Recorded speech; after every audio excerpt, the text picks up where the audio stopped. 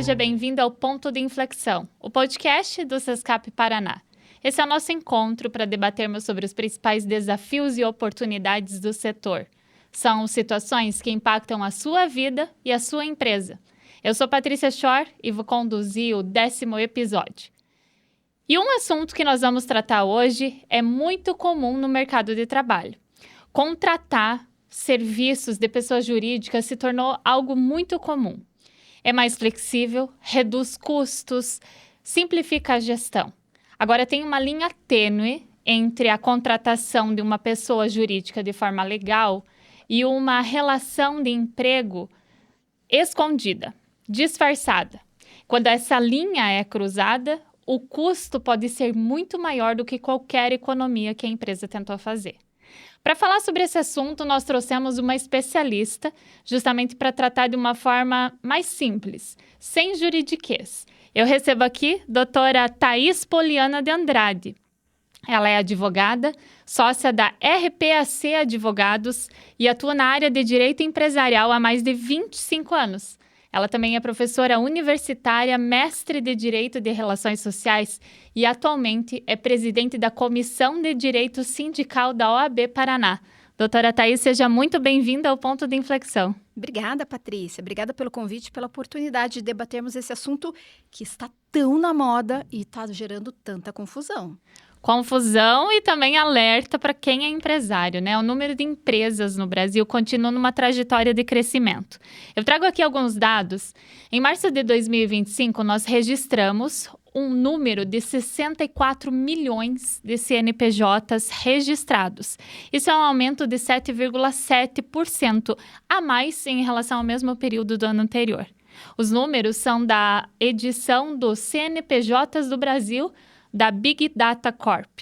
Um dos fenômenos mais observados é a migração de profissionais do CLT para a área de pessoa jurídica. Por outro lado, há um outro dado que chama bastante atenção, o aumento de 57% nos pedidos de vínculo empregatício. Está percebendo o perigo que essa relação esconde? Isso está diretamente ligado ao crescimento da chamada pejotização. Doutora, antes da gente entrar no risco, eu quero me certificar que a gente está falando a mesma língua.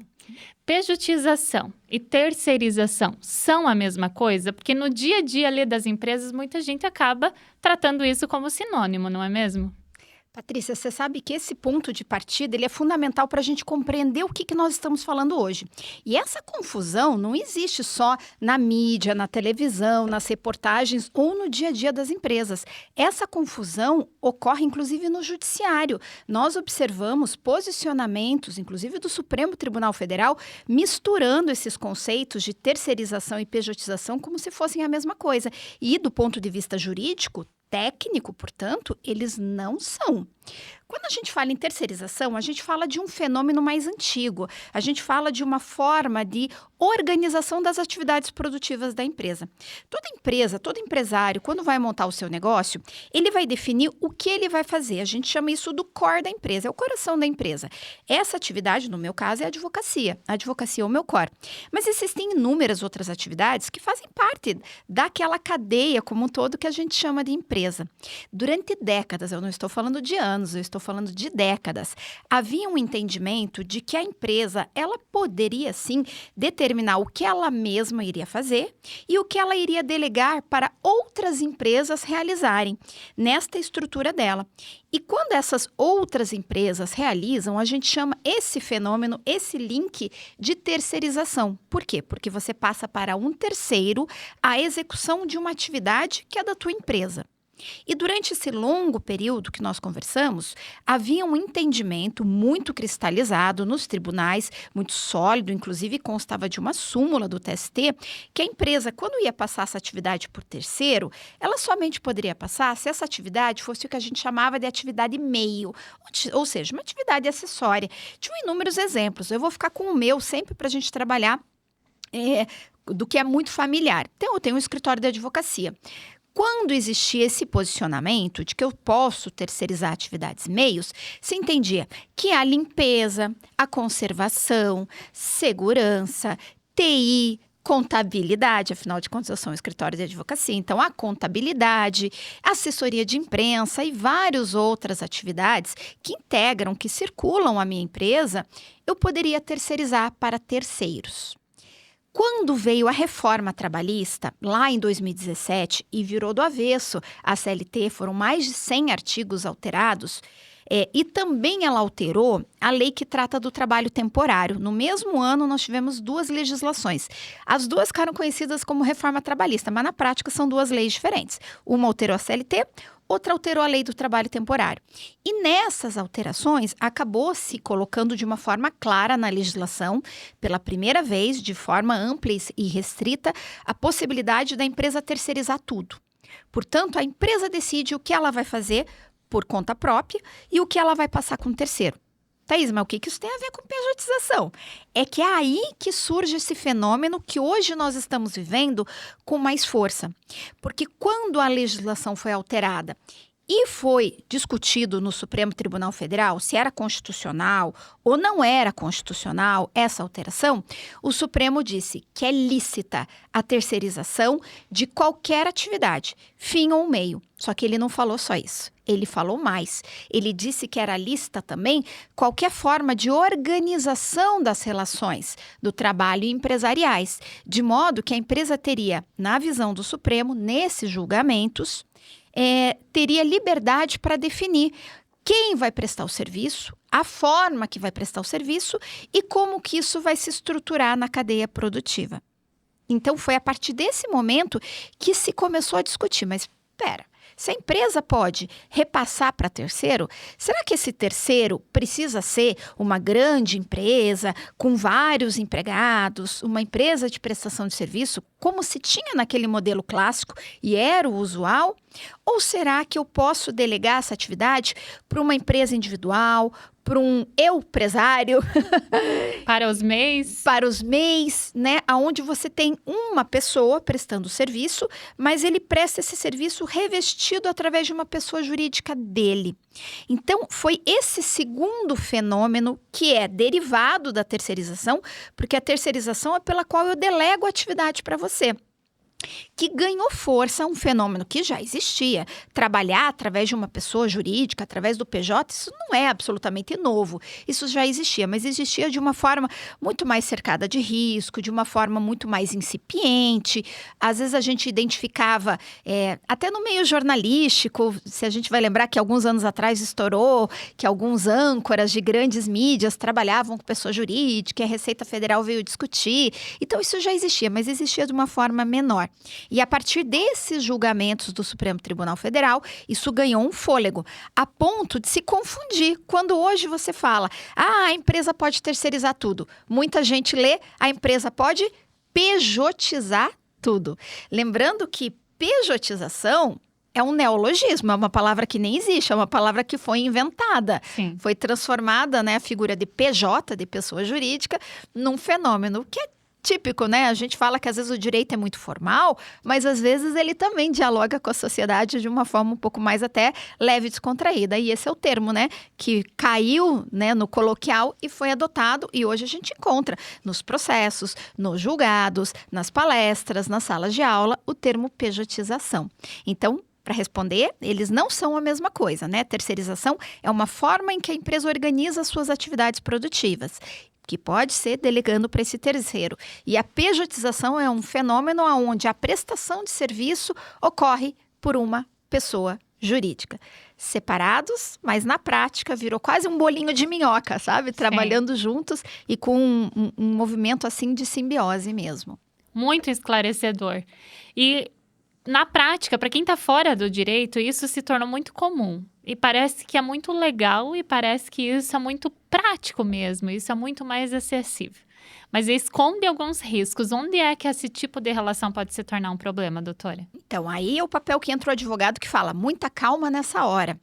A gente tem visto, e óbvio, né, sempre há uma preocupação enorme em economia, em enxugar custos. A gente não pode esquecer que nós estamos vindo ainda um momento de juros altíssimos, Selic lá na estratosfera. Então, isso A economia veio de uma série de crises. Então, quando você fala para o empresário que ele tem uma possibilidade de fazer uma redução de custo, isso vai soar feito música, né, nos ouvidos dele. E, de repente, a gente observa um aumento quase do apelo para isso. Olha, a pejotização é a solução para todos os seus problemas. E a gente tem que tomar cuidado para não cair no canto da sereia.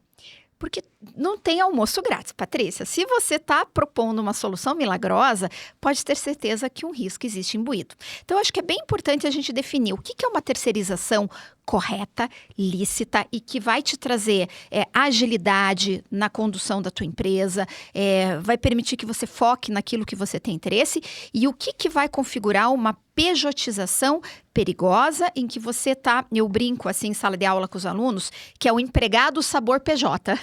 Sim. Porque você tá falando de um empregado, mas você deu uma roupinha dele, botou ali um corante, um conservante de PJ.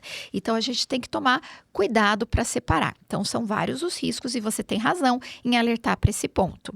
E as relações têm se misturado, né? O que a gente consegue observar é que tanto a pessoa jurídica, que de repente ela até agora era CLT, né?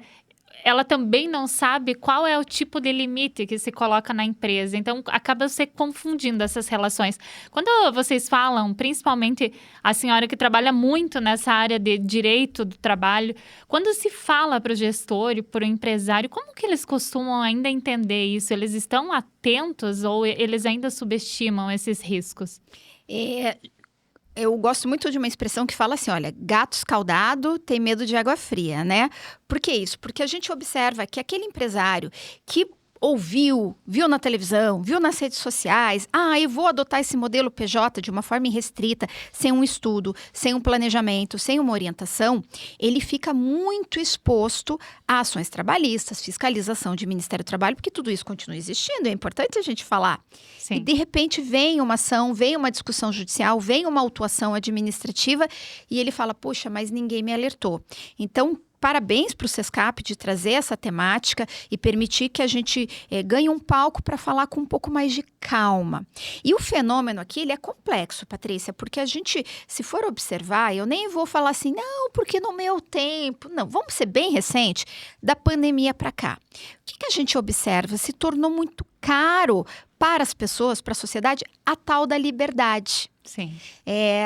Pandemia, muita gente foi trabalhar em home office, conseguiu adaptar a sua vida pessoal, às vezes uma academia, o atendimento dos filhos, com as atividades de trabalho. E aí a pandemia acabou, as empresas queriam voltar para o presencial e, de repente, as pessoas que ficaram tanto tempo com uma maior liberdade começaram a se sentir desconfortáveis naqueles padrões um pouco mais rígidos do contrato de trabalho. Porque a gente não pode esquecer que quando a gente fala de um contrato de trabalho, de patrão e de empregado, a gente está falando de um modelo que, embora venha lá da década de 40, foi se atualizando, mas nunca na velocidade que a sociedade se atualiza. Então, chegou um ponto que hoje a gente ouve os jovens, e posso falar de carteirinha, porque eu sou mãe de adolescente de 18 anos, que eles usam a expressão CLT quase como se fosse um palavrão, um xingamento. Esses dias ele chegou da faculdade e falou, nossa, mamãe, hoje eu tive um dia de CLT. Eu comecei a rir em casa, eu falei, tá, o que você quer dizer com um dia de CLT? Meu Deus, eu cheguei 7h10 na faculdade e tô saindo 8 da noite. Então, eles têm essa noção de que como você ser um empregado, você ser um CLT é algo ruim, porque eles querem liberdade. E o que isso tem a ver com o direito? E o que isso tem a ver com as empresas? Tem tudo a ver. A gente não pode esquecer, e eu brinco que assim, é uma lição de humildade para os advogados, viu? Porque nós não somos senhores de Deus, não é a gente que controla a sociedade. Contrário, o direito é uma ferramenta, ele é instrumental. Então, quando a gente observa que a sociedade mudou, que quer mais liberdade, que quer flexibilidade, o direito acabou assinalando com a possibilidade, claro, desde que forma regular, desses contratos de pessoa jurídica que pressupõem liberdade, que pressupõem autonomia. E, de outro lado, você atende também o apelo do empresário, porque, obviamente, a carga tributária, os encargos são menores. Então, a gente tem as condições perfeitas para que essa pejotização, nos últimos, podemos falar aí, 6, 7 anos, ganhasse uma força enorme, a ponto de hoje a gente observar esses números que você trouxe da quantidade de empresas e CNPJs abertos. Então, tudo que parece bom demais, a gente tem que tomar cuidado, tá? Tem que sempre ter cautela, né? Tem que ter cautela e analisar. Veja, eu também não estou aqui para falar, não pode contratar pessoa jurídica. Imagina, gente, a realidade está aí. Não tem como nós contermos a realidade. Então, o que a gente tem que estar atento é como que eu faço isso da forma mais regular possível. Bom para todo mundo. E quando eu falo bom para todo mundo, Patrícia, tem que ser bom para quem está prestando o serviço, tem que ser bom para quem está tomando o serviço, mas tem que ser bom para a sociedade também. Porque uma pejotização irrefreada, sem contornos, ela pode trazer tantos problemas sociais para a empresa, para a própria pessoa que está prestando serviço e para todos. Eu vou dar um simples exemplo. Nós sabemos que quando você constitui uma empresa e você passa a trabalhar através da pessoa jurídica, você tem um tratamento jurídico, tributário e previdenciário diferenciado. E vamos ser sinceros, esses PJs, muitas vezes, eles declaram como sendo um prolabório, um pedaço dos seus ganhos sujeito à contribuição previdenciária muito pequeno, às vezes o salário mínimo. E ele tem um ganho muito maior, que retira na forma de lucro. Acontece que se essa pessoa sofrer um acidente, ficar doente, ou mesmo depois for procurar se aposentar, ele vai receber o benefício previdenciário sobre aquilo que ele contribuiu. Se ele contribuiu um salário mínimo, ele vai receber um salário mínimo. Então, nós temos uma preocupação do ponto de vista previdenciário.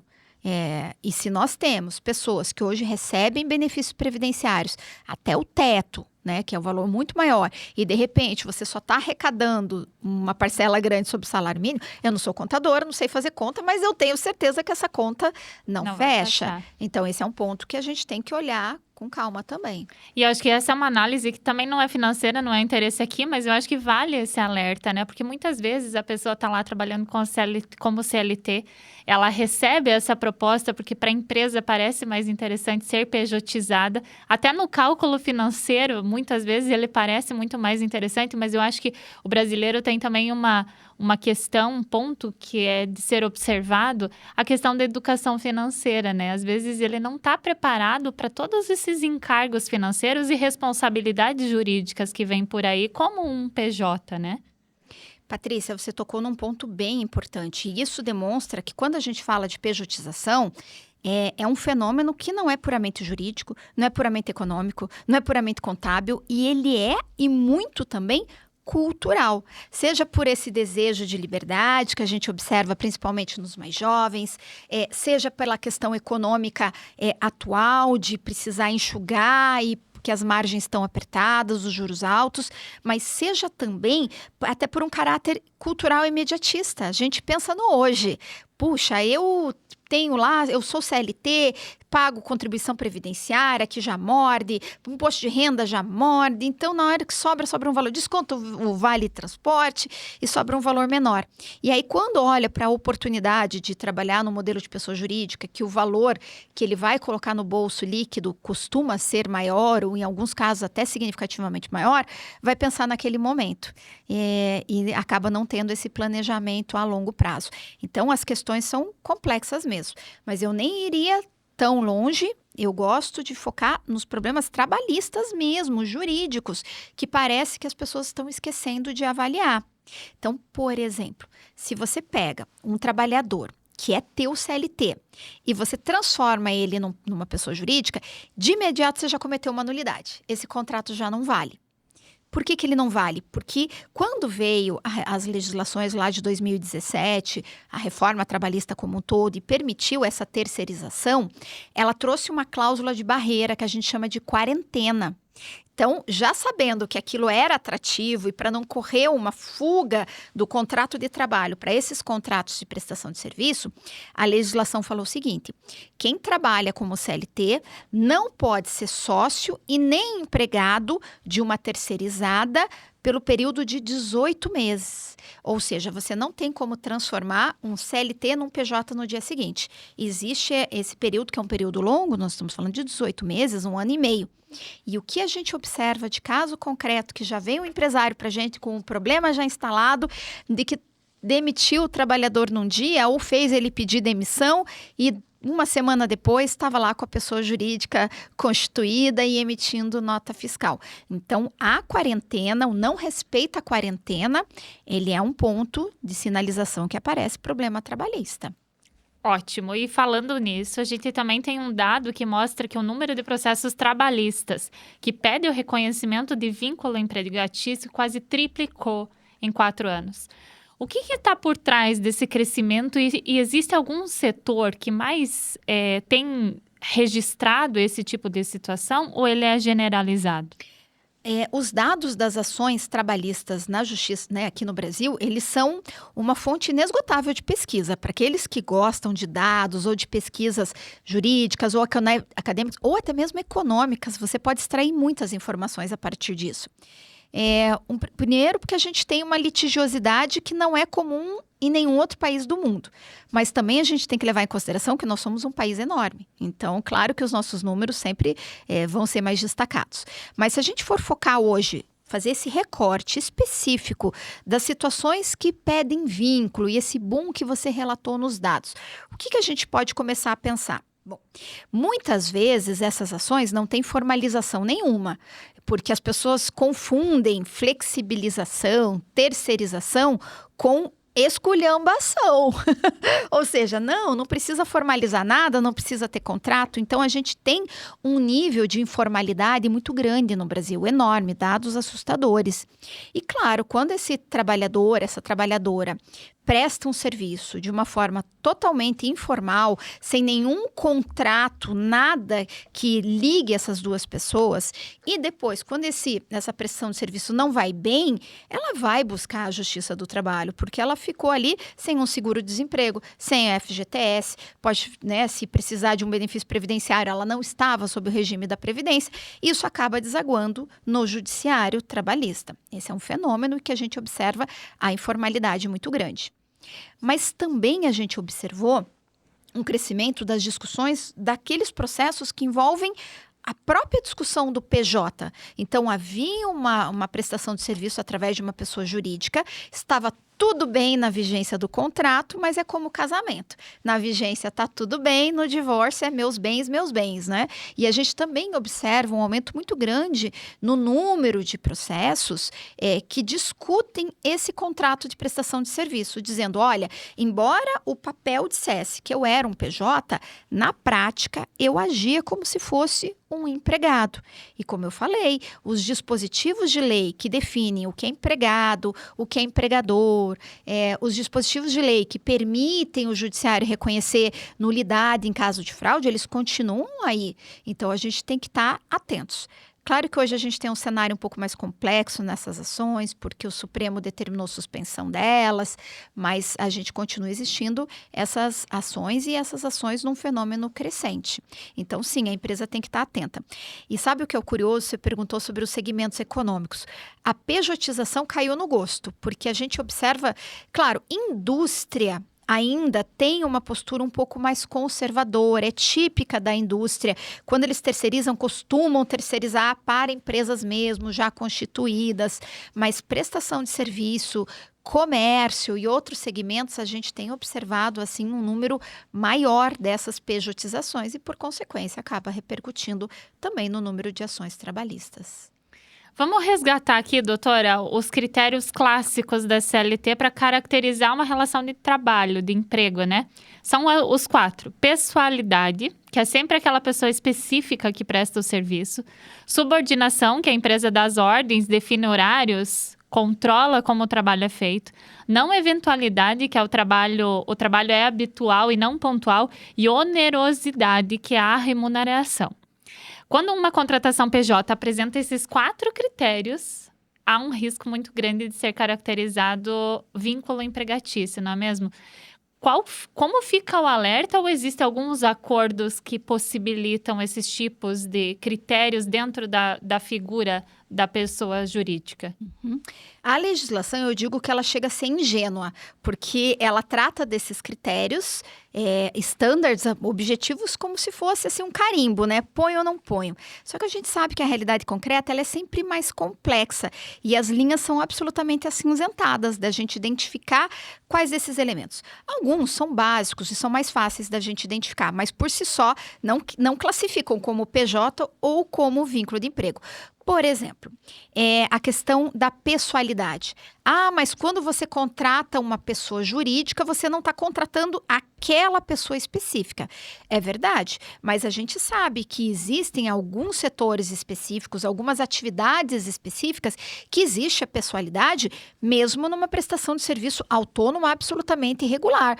Vamos imaginar um médico, cirurgião plástico, especialista no queixo. Nem sei se existe algo tão específico assim.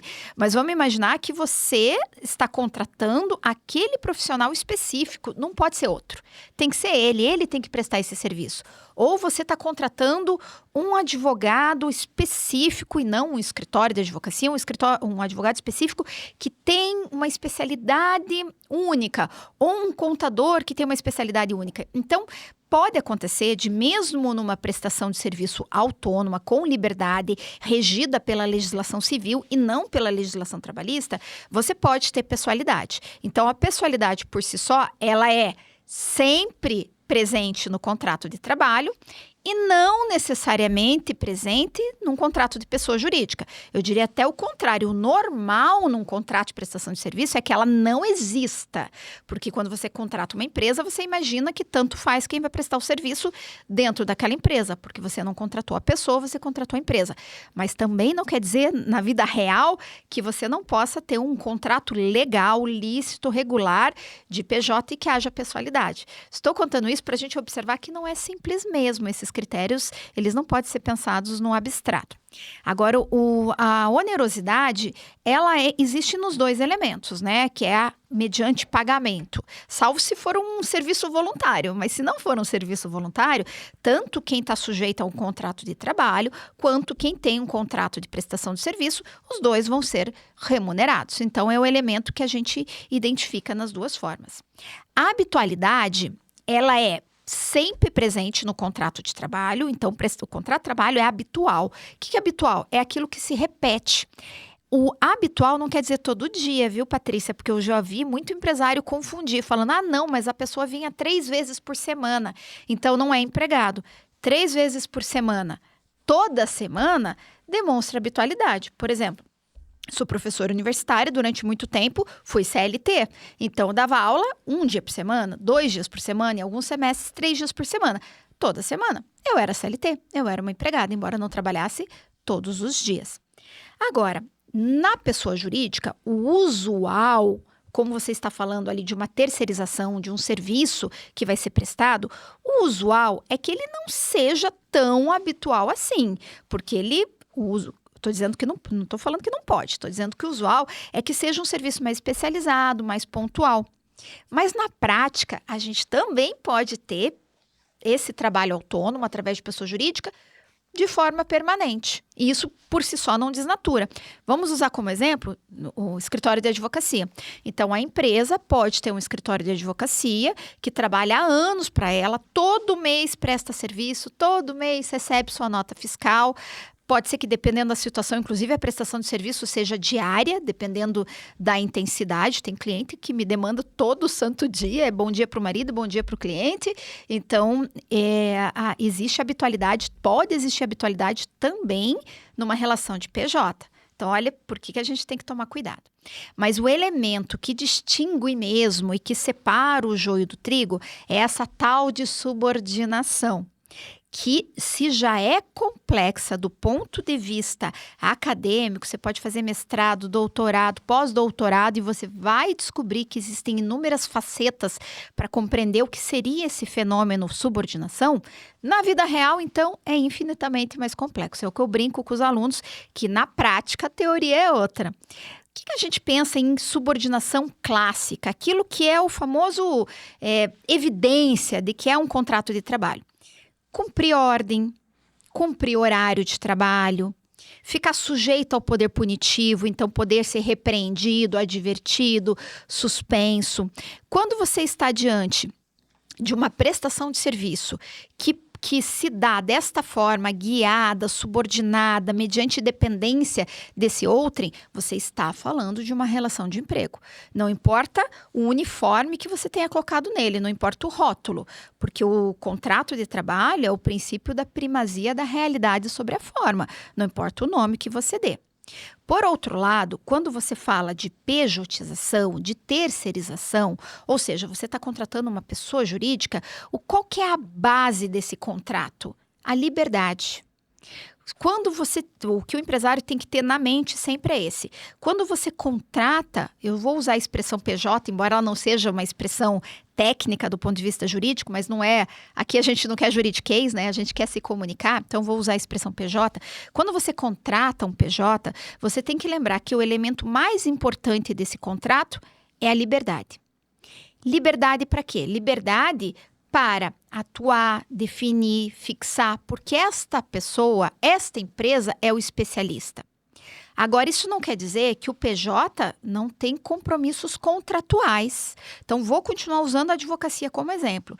Se eu fosse, não é o meu caso, eu tenho um escritório de advocacia, mas se me contratasse como um autônomo, ou se eu fosse um MEI, você contrata o PJ em si. Vamos imaginar que é para prestar um serviço que é a minha especialidade. Agora, não é porque eu sou autônoma que, por exemplo, eu posso não cumprir com os combinados do contrato.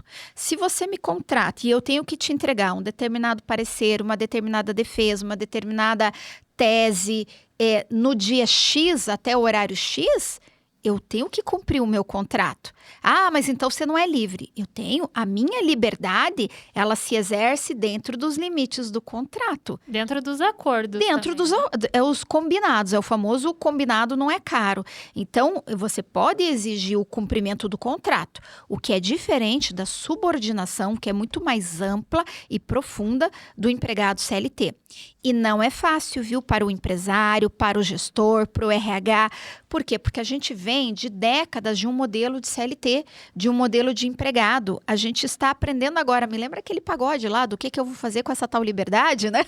A gente está aprendendo agora como lidar com essa liberdade. Então, um risco trabalhista muito grande que a gente identifica nos casos concretos é a empresa tratar o PJ como se fosse seu empregado.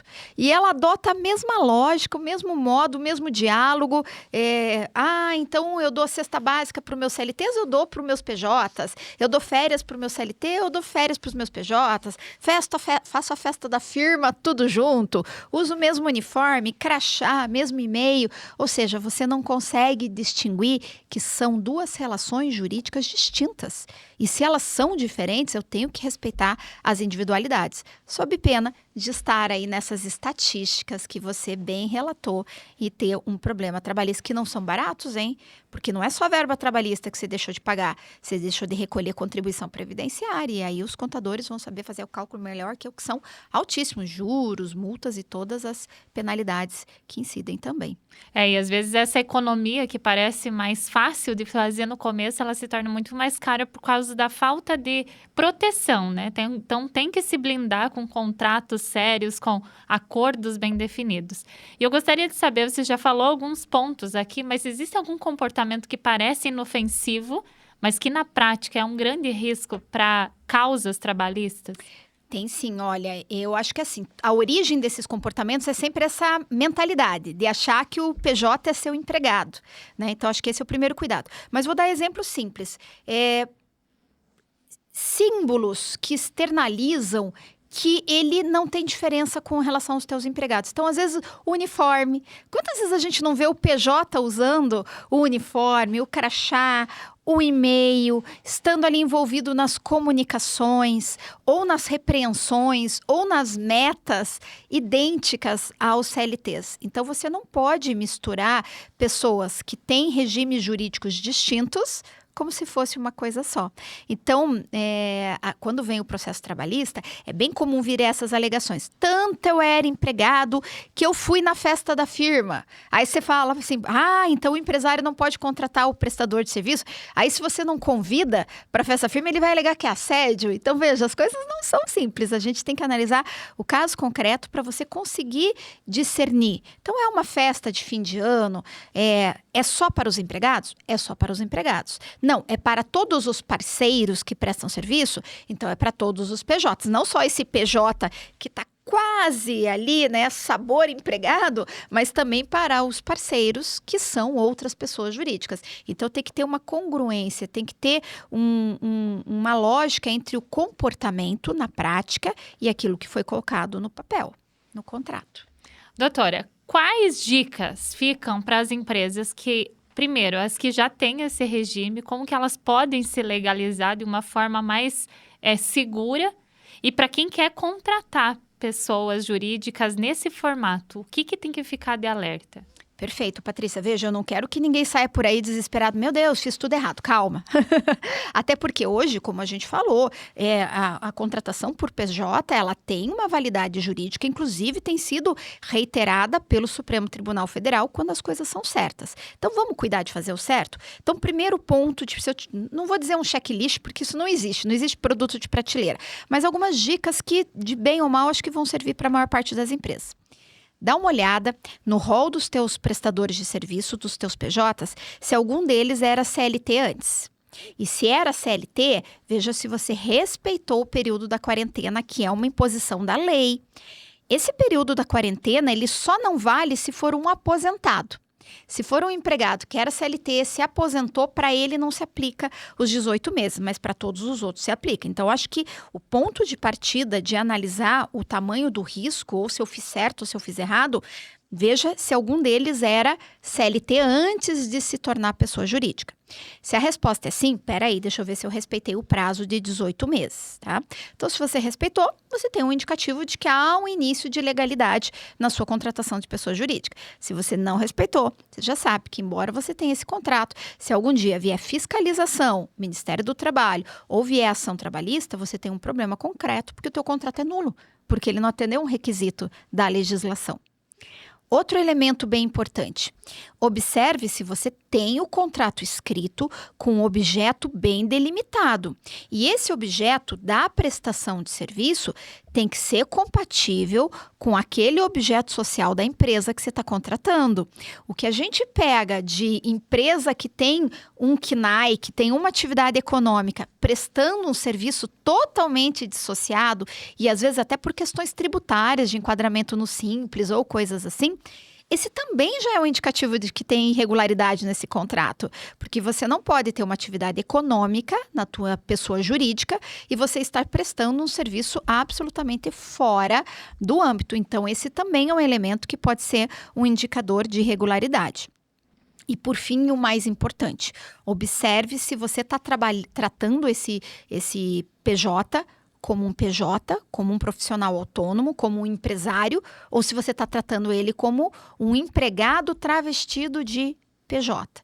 Se você está fazendo, você já sabe que você tem um risco material, concreto, porque ainda mesmo que o contrato esteja perfeito, mesmo que exista esse match entre o objeto social e o objeto da prestação de serviço, na prática você vai ter um risco latente, porque o contrato de trabalho é sempre um contrato realidade, que se for discutir no âmbito judicial, pode ter um risco trabalhista.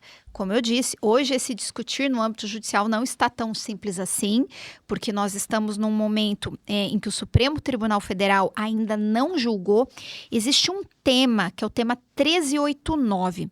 Talvez as pessoas estejam ouvindo, Thaís, o que é esse tanto de tema que eu vi lá, o jurídico da empresa falar, tema X, tema Y?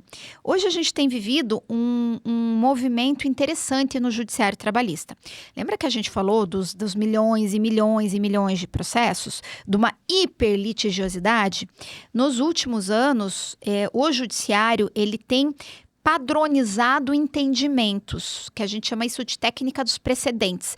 Então, aquelas demandas que eles julgam, que tem muitos casos parecidos, eles reúnem e julgam de uma vez só, definindo um tema com repercussão geral, ou seja, vale para todo mundo. Supremo Tribunal Federal faz isso, STJ faz isso e o TST, que é o órgão máximo da Justiça do Trabalho, também faz isso.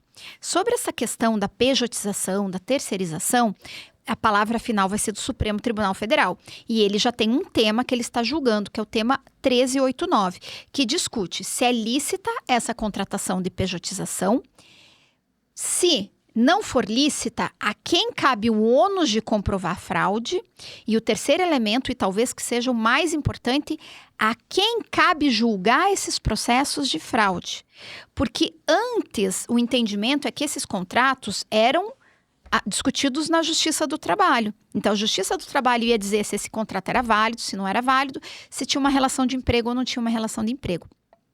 Nos últimos anos, a gente observou uma tendência, que eu tô falando de tendência, gente, vale hoje, pode não valer amanhã, igual moda, tá?